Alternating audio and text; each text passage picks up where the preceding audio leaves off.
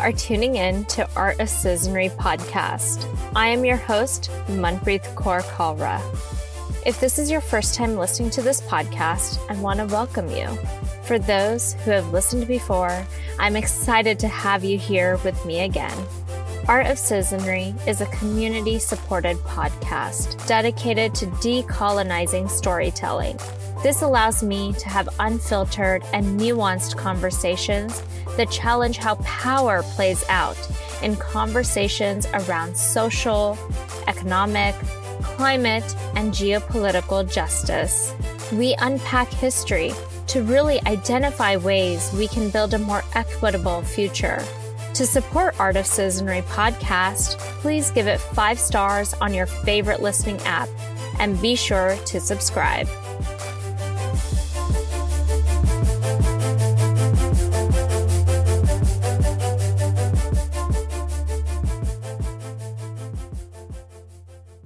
Every 4 minutes, a person is dying in New Delhi.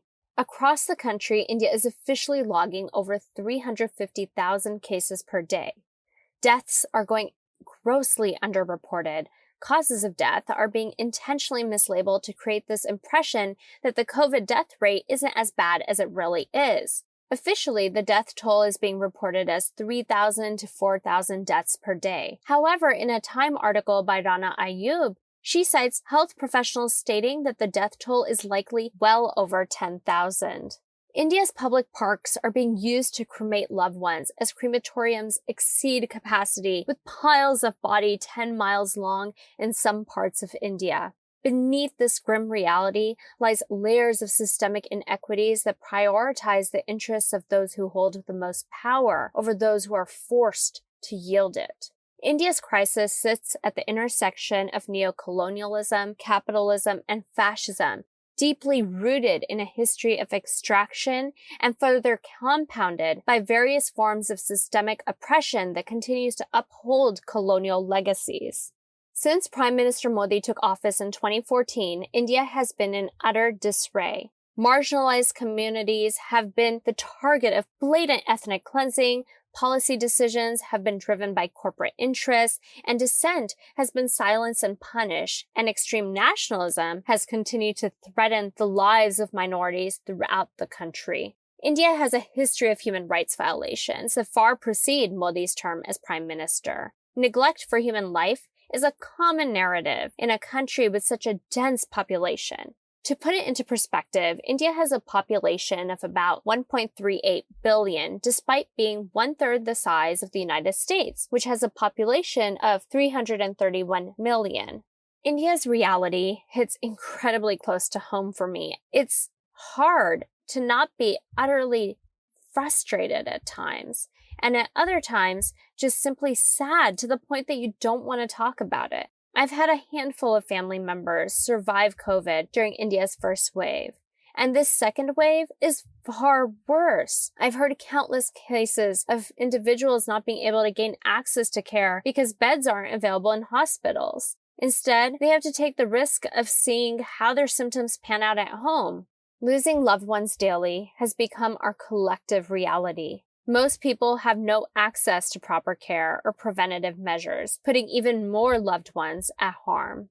Despite people actively dying in the thousands every single day, India's government fails to provide the leadership necessary to tackle this public health crisis. At the beginning of the pandemic, Modi imposed an overnight nationwide lockdown with only a few hours' notice without consulting public health experts. This meant millions of migrant workers from Nepal, Bangladesh, and across India were left stranded hundreds of miles from their homes. Without food and shelter, many slept on the streets, risking their lives. Yet again, those most impacted by the systems of oppression were hurt by political irresponsibility.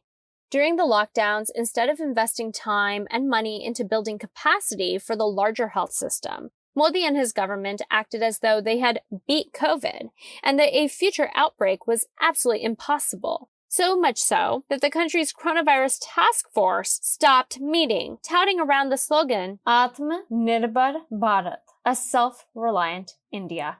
Modi even claimed at the World Economic Forum meeting that India crushed COVID. As documented in a recent article by Arundhati Roy, when COVID was at its peak in the US, Modi stated about India, and I quote, "In a country which is home to 18% of the world's population, that country has saved humanity from a big disaster by containing corona effectively." This falsified sense of safety, further amplified by state-controlled media outlets, led to the pendulum swinging to the opposite end of the spectrum, with the country opening up as if nothing had happened. People continued to go about their daily lives, and Modi painted a narrative that made him appear as though he had saved humanity, pridefully boasting about sending 55 million doses of the vaccine to 62 different countries, all while only a small fraction of India's population was vaccinated. So let's be clear, Modi put himself, his economic interests, and his party's political interests above the well-being of India's people.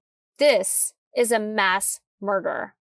In the trenches of India's second wave, Modi continues to prioritize politics over people. As 4 of the country's states went to the polls for legislative elections, Modi threw himself into full campaign mode, attending rallies without any prospect of social distancing and with mostly unmasked supporters. He also gave the green light for a massive religious Hindu festival, Kumbh Mela, which attracts millions of pilgrims to the Ganga River every 12 years. And of course, millions participated in this weeks-long festival, which has turned into a confirmed super-spreader event. But Modi did what any politician who cares more about securing votes over public health would do. He gave his majority voter base what they wanted, all to secure the majority Hindu vote.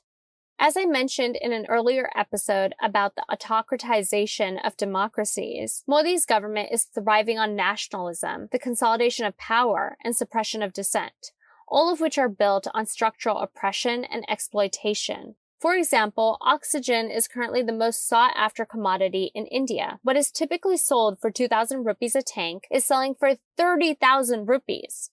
To add to this complexity, economically privileged families are hoarding oxygen tanks for the possibility of needing them, creating further scarcity of access for those who need oxygen right now.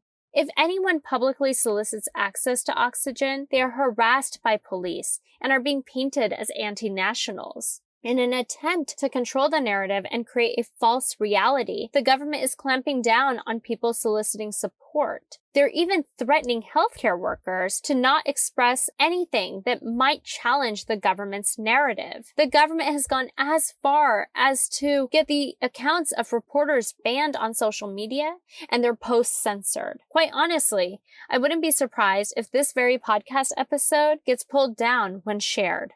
People are desperate. Survival is the name of the game.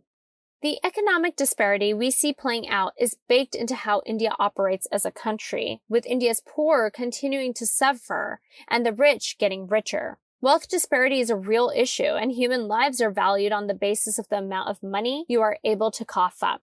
Pride is intrinsically tied to wealth because it's simply the currency used to determine the value of each and every human life in India. I say this as an individual living in the diaspora, fully recognizing the privilege I hold.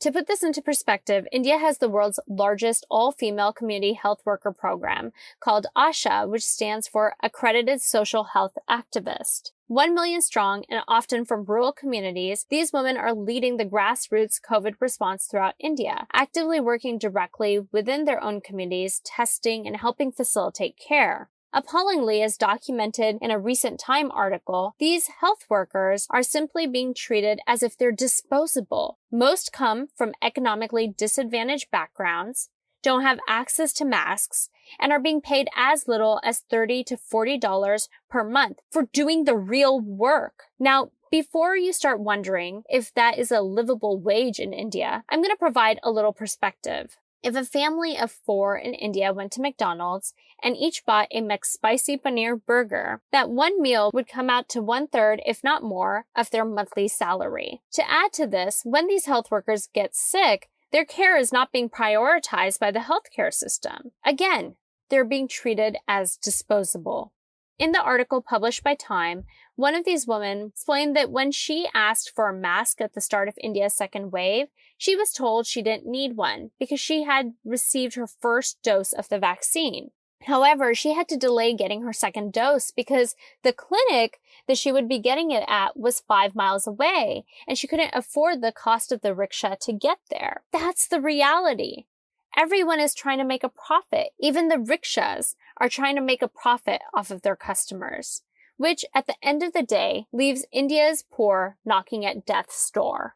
At this moment, I want everyone to realize this reality around health inequity exists not just in India, but in the United States as well. If the closest vaccine facility is a drive-through clinic and you don't have access to a private vehicle, you're at a loss. Modi is a leader who prioritizes the interests of corporations over his constituents. To that same effect, the media is controlled not just by the government, but Modi's pals, Ambani and Andani, who are falsely painting themselves as India's heroes, despite continuing to benefit off of India's demise, showing us the reality of harm that happens when unchecked modern capitalism and fascism collide.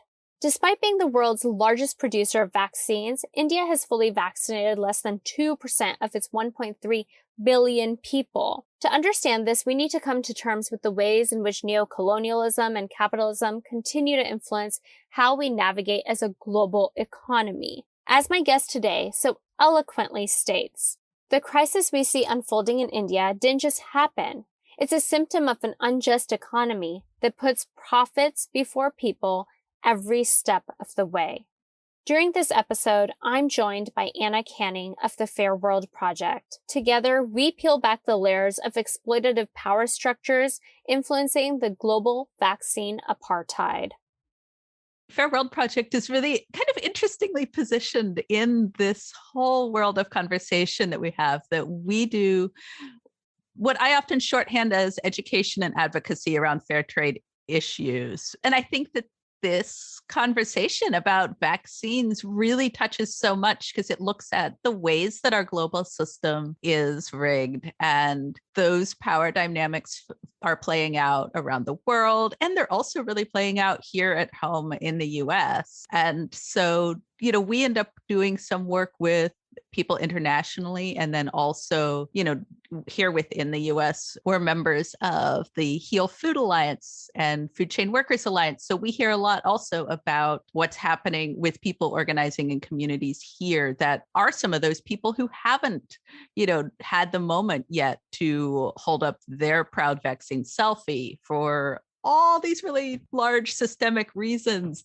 Whenever talking about issues abroad, it's important to recognize that often these very same issues are playing out here at home as well. I should start this conversation by the disclaimer that I'm not a healthcare expert by any means. But we do a lot of work within the food and trade system. And I think what we've seen over the past year as the pandemic has unfolded is we've had, this whole term essential worker kind of came to all of our lips last year around this time, or maybe a little earlier. And those are the people who are at the front lines, growing food, processing food, putting food in your shopping cart in the store. And, we've seen that those people have had the highest impacts from the pandemic here in the US. So you've seen like horrible outbreaks in meat packing plants because the corporations couldn't be bothered to slow down the lines and give people access to the protective equipment that they need. And so, that started at the beginning of the pandemic and has really been a theme throughout. And now as you see like the next step of vaccine rollout happening, once again, those underlying power dynamics that create those inequities are really being reinforced. In March, the New York Times published an article about how communities of color continue to be disproportionately impacted by COVID-19, including during the vaccine rollout. I have included a link to the article in the show notes, which is fantastic because it shares the data around how the vaccination rate of Black people in the United States is half of that of white people, and the gap for Hispanic people is even larger. It is just not that these communities need greater access to the vaccines, which they do. It is important to recognize that Black and Latinx communities in the US also have good reason for not trusting the health system. They have been experimented on, treated less than, and suffered from unethical health practices for generations. The global healthcare system has been built with whiteness being the norm. It does not account for cultural nuances that are so incredibly important when talking about health equity and access. At the end of the day, these inequities are rooted in power, with Black and Brown communities globally continuing to suffer from the impacts of systemic exploitation. And this issue goes far beyond healthcare, with oppressive systems being further reinforced by the hoarding of wealth through modern capitalism. Just take a moment to think about how our food system is structured and who benefits from it. There's some really amazing farm worker organizing going on in Florida, for example. Farm Workers Association of Florida, Coalition of Immokalee Workers have been doing a lot of work to get the workers they organize with vaccinated. But that's really been curtailed by the way that vaccine rollout has happened in Florida, that, their governor made the decision to prioritize some of their vaccine rollout happening through the supermarket chain that happened to be a big campaign contributor of his. Surprise. Which is just, it's like layer upon layer of absurdity. But like the real consequences of that is the entire way that our food system is set up here in the US has layers of entrenched racial discrimination layered throughout it. People talk about food deserts, communities where there aren't grocery stores. And, a more accurate term for that is food apartheid, that it's not that these are naturally occurring places where grocery stores just didn't grow. It's that there were policy decisions made to keep grocery stores out of those communities. And those communities are predominantly Black and Brown communities. So when you layer that, on top of the existing disparities for those workers, then you end up in a situation where the people who are growing the food that most of us eat every day are struggling once again to stay healthy. The reality of our global economies is that it is incredibly racialized. Power structures rooted in slavery, theft, and colonial legacies continue to perpetuate harm by prioritizing those who hold power within our global system, countries of the global north, or quote unquote wealthy countries. Take a look at vaccine development, for example. There has been a glorification of the global north countries funding the development of vaccines, but at the cost of whom? The COVID-19 vaccine development has been based on trials in places like South Africa, Brazil, and India. But those very communities are the ones currently fighting for vaccine access. In South Africa, where many of these trials have taken place, the first healthcare worker received a shot on February 17th, more than 2 months after Britain and the United States began vaccination efforts. When you start looking at statistics around where vaccination is happening globally, right? More than 3/4 of the vaccinations that have taken place so far are in 10 countries the world, and that account for 60% of the world's GDP. And, you see that broken down on a map. And what you see there is, quote unquote, richer countries are the ones that have gotten vaccinated. And then it is poorer countries that haven't. As you look at this, I think it's really important to recognize that the world didn't just magically get divided into rich and poor countries. That, we've talked a lot about the US and the UK contributing a lot of public money to vaccine development. And, then contrast that with right now you see India and the whole COVID situation going on there. I think it's really useful to look at those countries' previous and ongoing colonial relationship in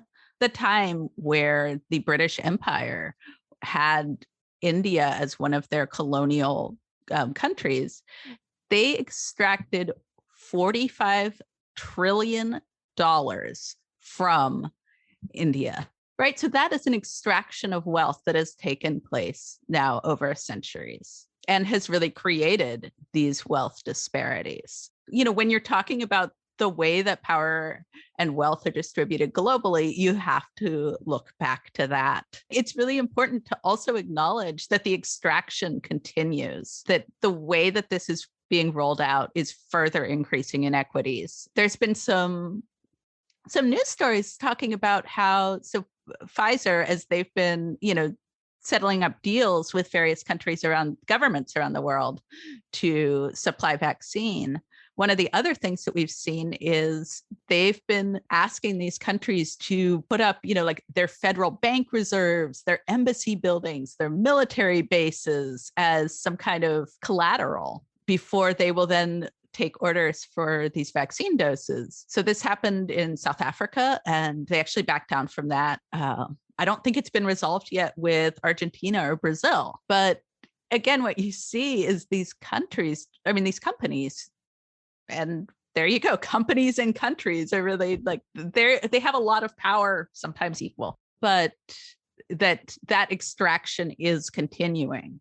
9 out of every 10 people in poor countries will not be vaccinated till 2024. We cannot fully understand the role wealthy countries play in the disparities we are seeing play out in India and now South America without talking about vaccine hoarding. As soon as it became clear that there was a pandemic, basically, US, Canada, the UK all went out and, went to pharmaceutical companies and placed orders for vast amounts of vaccine. And, some of that was like, okay, not only have we given you a ton of public money to develop this, but now here is a guaranteed market for it. So we're going to pay you again for it. Each of these countries placed orders for vaccines that would potentially vaccinate 3 times their population, creating supply bottlenecks, ultimately hoarding access to vaccine from poorer countries.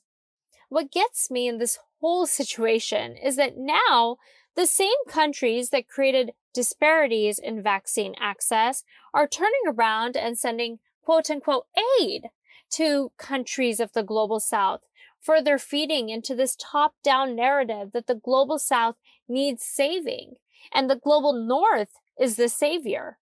In fact, 60 million of the vaccine doses that the US purchased and has now sent to India are made by AstraZeneca.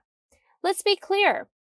These are only going to India because this particular vaccine has not been approved for use in the United States, yet again proving that when it comes down to the value of life, we care more about the lives of those in the global north than Black and brown communities of the global south. One of the things that so many people in the food and farming space say that I think has a lot of wisdom is the system isn't broken, it's working the way that it was built to. You look at fascism around, like really sort of fascist countries around the world, and counting, when US under the Trump administration is one of those. And those are the countries that have had the highest global death tolls and number of cases. So the actual suffering that's happening right now is appalling, especially when you layer it on top of these centuries of destruction and extraction. These are the consequences that this system that has been built over centuries is delivering right now. As Anna mentioned earlier, both countries and companies hold a lot of power and have the ability to dictate how we respond to moments of crisis as a global community. However, when we begin to peel back the layers, so much of how governments operate is driven by corporate interests, with those who hold the most wealth essentially dictating everything from policy decisions to how we approach public health crises. You see companies like Pfizer, Moderna, et cetera, and then you see the ways that There's so much corporate capture within our political system, which means that those companies actually have a really disproportionate say in how rules and policies get made in our governments. In the US, in the UK, especially, I don't know the figures for each country around the world, but something like hundreds of billions of dollars have gone into funding this vaccine development, both, in the really short term and then the research behind it over the long term. So that's all of us who pay taxes in the US. That's our money that has gone to that. I would love for that to then be a global public good. But instead, the way that the system works is corporations have figured out how to socialize the risk and then privatize the profits. And what we've seen in the last year is there's actually just a investigative report that came out last week, I believe it was, showing that Pfizer, AstraZeneca, and Johnson & Johnson together have paid out $26 billion to shareholders in the past year. I mean, that's like an unfathomable amount of money for me. But, one of the dots that people have connected there is that with that kind of money, you could inoculate the entire 1.3 billion person population of African countries. And instead, that's going to all the people who have shares in those companies. I bring that up because one of the big talking points that we hear over and over again is, these companies, they need to be making money off of these medicines, because otherwise, how are they going to develop the next cure for whatever the next disease is? And the reality is, you and I are already paying for that development, and they are continuing to make a lot of money off of it and pay out enormous amounts to shareholders. It's not even like they're saving it in their piggy bank for R&D or whatever. It's out there in the world. I don't know what shareholders do with their money, like buy more yachts or something. Knowing that colonial legacies are rooted in capitalist power structures that continue to dictate our global economy, let's now begin unpacking the role of big pharma in the vaccine apartheid. We are seeing vaccine scarcity that is artificially created by pharmaceutical companies and policies that are putting profits before public health. What allows corporations to create an artificial scarcity of vaccines is patent protections. To understand this, we need to first unpack the World Trade Organization's role in this situation. The World Trade Organization is this body that is kind of the global referee, maybe, around like big trade issues. The WTO oversees trade between nations. An aspect of trade that falls under the WTO's purview is patent protections under a legal agreement called Trade-Related Aspects of Intellectual Property Rights, known as TRIPS, which essentially looks at and enforces patent protections. Now, this is where things get a little tricky. Pharmaceutical companies have patents on the vaccines that they manufacture. Basically, think of intellectual property as a way to protect corporate power and wealth, which then further allows them to control vaccine access and production. COVID vaccines could be in production everywhere, but instead, big pharma patents are preventing access. Now remember, the vaccine research is funded by us, the taxpayers. However, the companies retain patents, which are incredibly lucrative, especially when your patent is for a vaccine that is necessary for the well-being of the world. In fact, Pfizer is on track to make an 80% profit margin. Talk about no risk, high reward. So, how can we talk about equity when navigating a capitalist system that is rooted in hoarding wealth, prioritizing profits from patents over people? In this pandemic, more concretely clear than ever is that no one is safe and healthy until we all are. And that's really got to be our motivating force or vision. These are deliberate policy choices that were made. Prior to the 90s, like medicines weren't necessarily regulated in this way.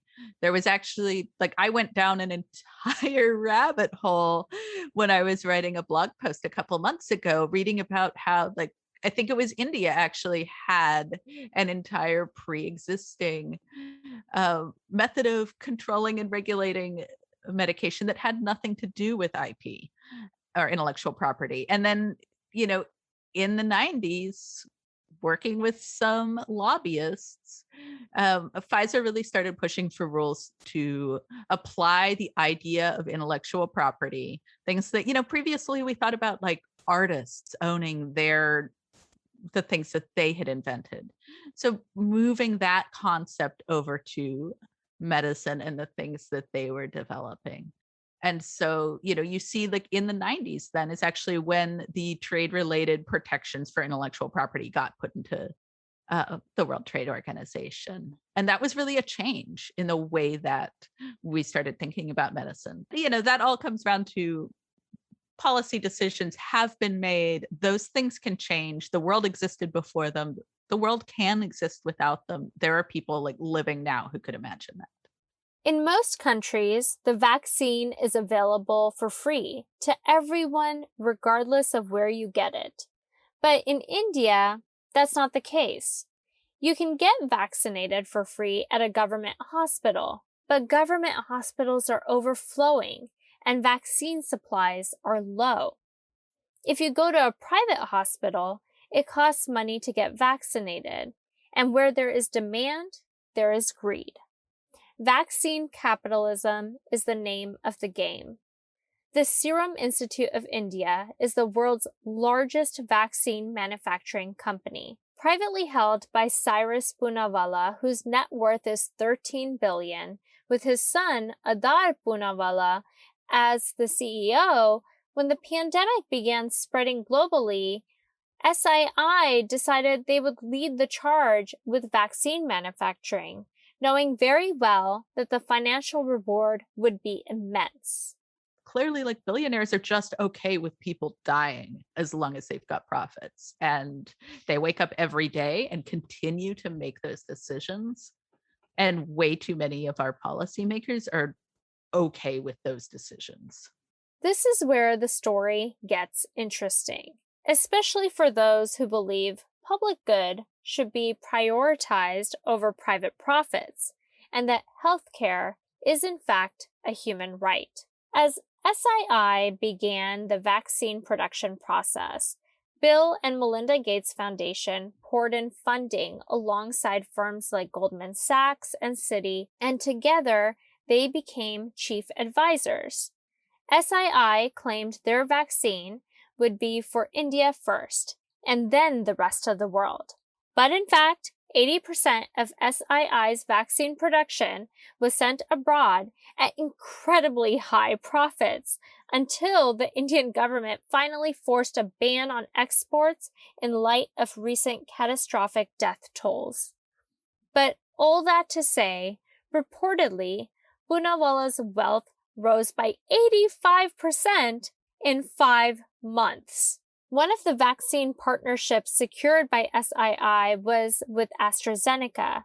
So let's take a moment to talk a bit about AstraZeneca vaccine. This vaccine came out of research at Oxford University and was initially slated to be an open source vaccine for the good of all. This was all well and good until my neighbor, Bill Gates, decided to give some advice on how you can turn a global crisis into personal profit.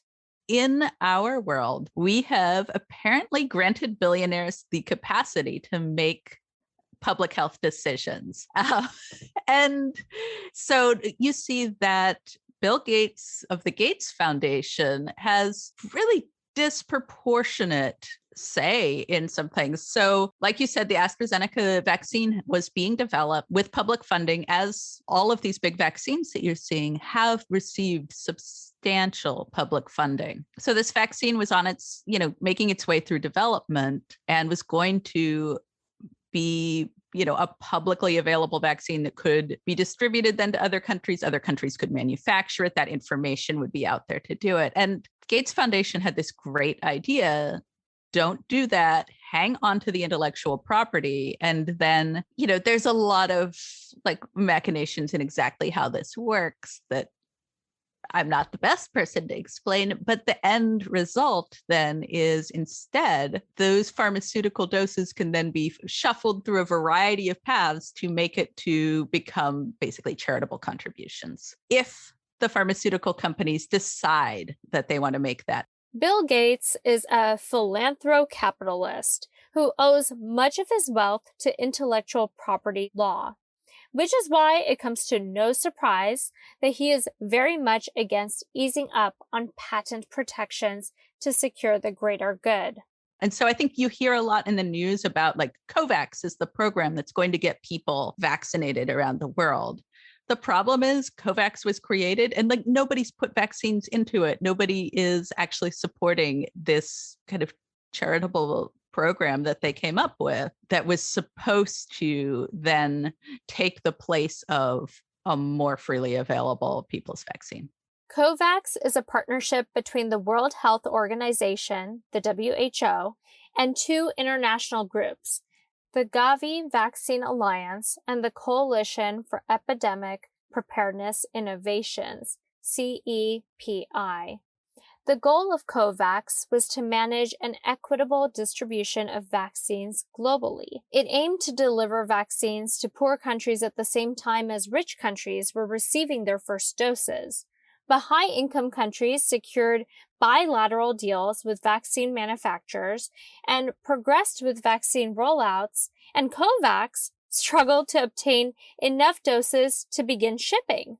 Bringing it back to patent protections, as people continue to die globally with cases starting to rise throughout South America as well, where do we go from here? So we've been part of a coalition of other nonprofits here in the US and also some globally who are advocating for a intellectual property waiver to get passed at the World Trade Organization. And that was first introduced actually last fall at the World Trade Organization by India and South Africa's representatives. And that's calling for just a waiver of those intellectual property protections around COVID vaccines and some other medical essentials, recognizing that ultimately access to medicine is a human right and people shouldn't be dying while corporations are racking up profits. And I think it's important to mention that this isn't like an idea that came out of the blue, that this was actually done before with access to AIDS drugs. And that's part of why you see South Africa, I think, in the lead right there, is that South Africa is probably the country that has been hardest hit by AIDS. So there are a lot of activists there who saw this coming and were like, wow, we know how this plays out. We've also seen a solution and brought that to the World Trade Organization. So now you see 100 plus countries around the world supporting that position. And guess who is blocking it?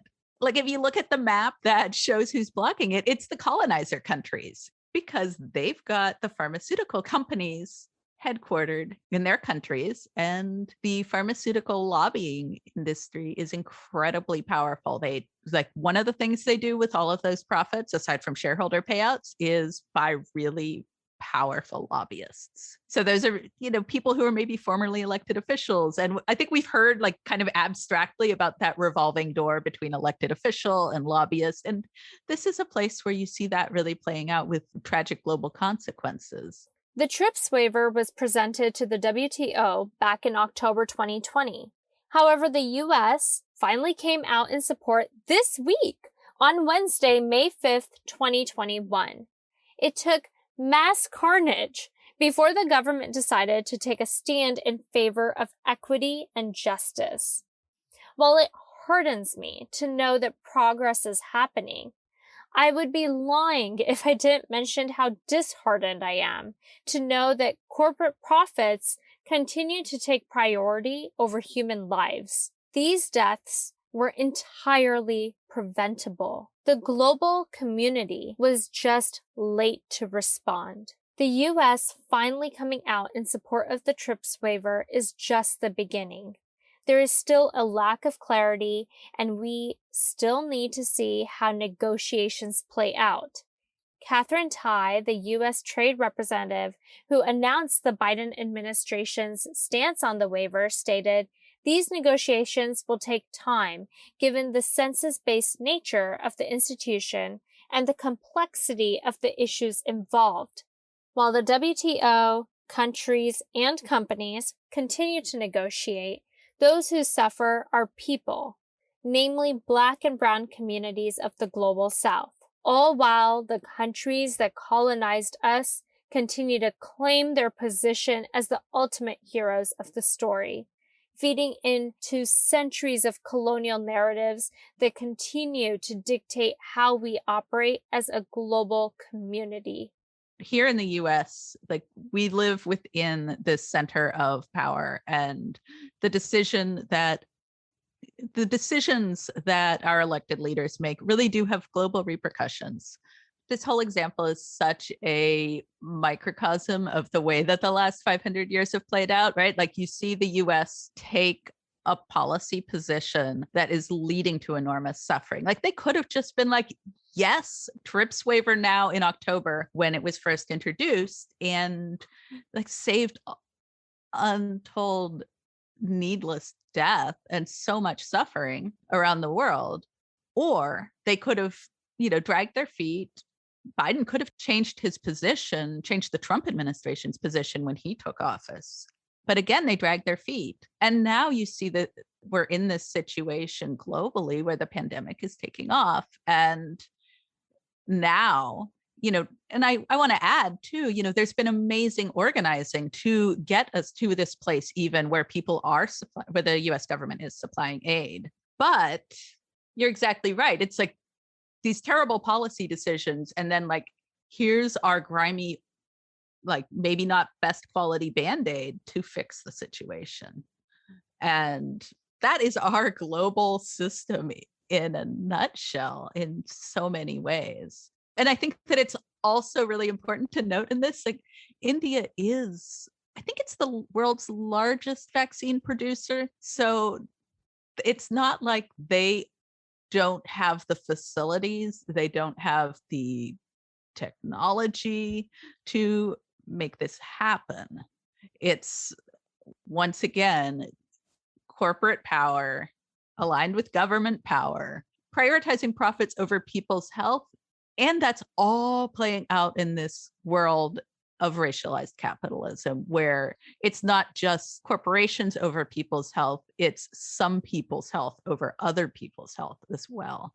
And that's playing out in Black and Brown communities around the globe and here in the US, and presumably in other countries as well. As we have seen play out for centuries, the world's richest countries continue to not hold themselves accountable for their role in the crisis. These inequities are baked into our global economic system. Poor countries continue to rebuild from years of extraction, which continues today. So many of the brands I work with produce in India and South America. As brands and organizations who have benefited from the culture and labor of these communities, it is time for you to show up. Take a stand. Support the individuals you partner with. For everyone listening who wants to learn about how they can support India in particular, consider donating to Khalsa Aid or Hemkund Foundation. Racism is baked into how we operate as a society. Take a moment to do your part in addressing systemic oppression. The fight goes beyond just the TRIPS waiver. It requires us to really look at how the systems we are operating in have been built, breaking them down, and rebuilding with equity and justice at the core.